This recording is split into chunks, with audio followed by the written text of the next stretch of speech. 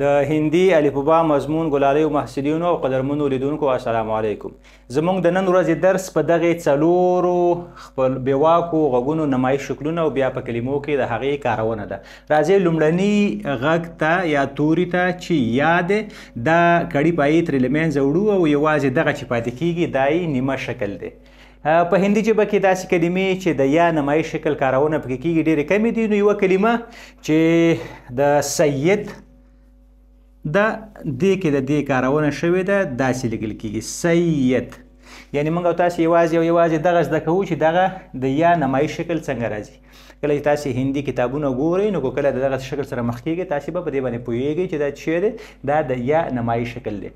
راځو دویم ته چې را دی.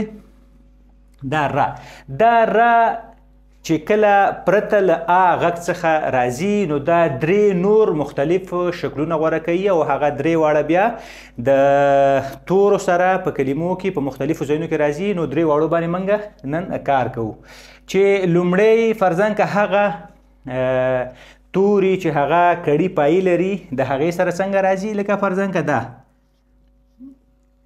دې سره دې ځای کې راځي ګرام په دې شکل باندې راځي ګرام. دلته داسې ده چې دغه ګا چې کوم دی دا نیمایي دی خو دغه را پوره ده خو دلته د ګا چې نمایي شي نو دا سره په دې شکل باندې راځي لکه ګرام. یا فرضاً که د کبر په کلمه کې کبر داسې. یا فرضاً که د پرانت په کلمه کې پرانت. دلته په اصل کې دغه پا چې کوم دی دا نمایي دی خو د را ورسره یو ځای شوی دی او بیا د ا اواز دی نو پرانت راځي. دا هم د دې را یو شکل دی نو ځکه ضرور ده چې تاسې په دې باندې هم پوه شئ.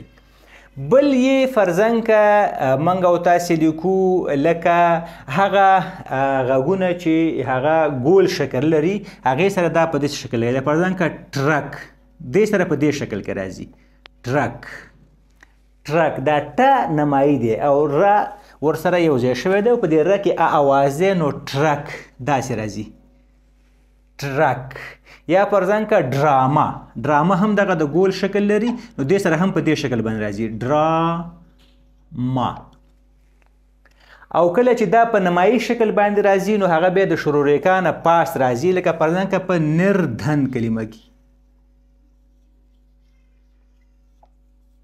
نردن دلته دغه شکل چې کوم دی دا د دې را د نمایي شکل نمایندګي کوي نو د دې د نه پاس راځي او تلفظ یې د د نه مخکې دی. لکه فرضاً که نردن نر بیا ردن دا چې کوم دی دې کې ا غږ شته دی. یا فرضاً که دھرم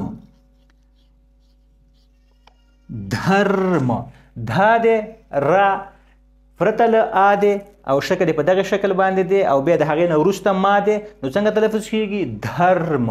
یا فرضاً که د کرسي په کلمه کې کرسي دلته بیا دې ځای کې دا راځي د دې سا او ای چې دواړه سره یو ځای شوي دي له دې څخه هم لږ مخکې راځي خو تلفظ یې د دې نه مخکې دی. څنګه تلفظ کیږي کا اوسه د کرسي د دې ای ماترا نه وروسته راځي. دغه شان د په نورو شکلونو کې هم همداسې راځي. نو انشاءالله چې ستاسې به د دغې را د درې واړو شکلونو کارونه په کلمو کې زده شوي وي چې په دې ډول باندې ده. راځو دریم غږ ته چې درېیمې هم دا له منځه ځي داسې یوازې دا پاتې کیږي دغسې تقریبا دغه سرچپه درې چې دي په دې شکل باندې پاتې کیږي. لکه فرضاً که کلپنا په کلمه کې کلپنا دغه لا چې دی دا نیمه دی یا پکې غ ا اواز نشته نو کلپنا.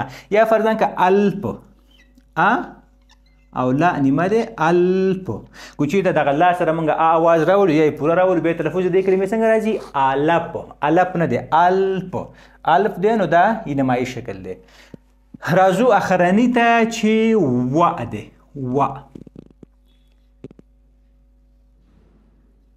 د دې هم دا له منځه ځي او یوازې دغه پاتې کېږي لکه څنګه چې با پاتې کېده خو با په داسې کرښه باندې د دې نه بیلیږي. نو لکه فرضاً که په کلمه کې موږ کار لکه ویاکرن داسې راځي دا و نمای دی. ویاکرن دی، ویاکرن دغه یا ورسره یو ځای شوی دی. یا پرځنګه قوالی، قوالی دغه لومړنی و چې دی دا پرته له ا نه دی. والی، قوالی په دغه شکل باندې تلفظ. یا پرځنګه د هندي یوه بلې کلمه چې پرځنګه کاویه، کاویه زما مارکر کې هم رنګ په ختمېدو دی. کاویه یعنی شعر. دغه وا چې کوم دی دا نمایي دی کاویه. نو په دې هیله چې د دغې څلورو تورو نمایي شکلونه او بیا په کلمو کې د هغوی کارونه هم ستاسې زده شوي وي. تر بلې ویډیو د الله په امان ښه وخت ولرئ. والسلام علیکم.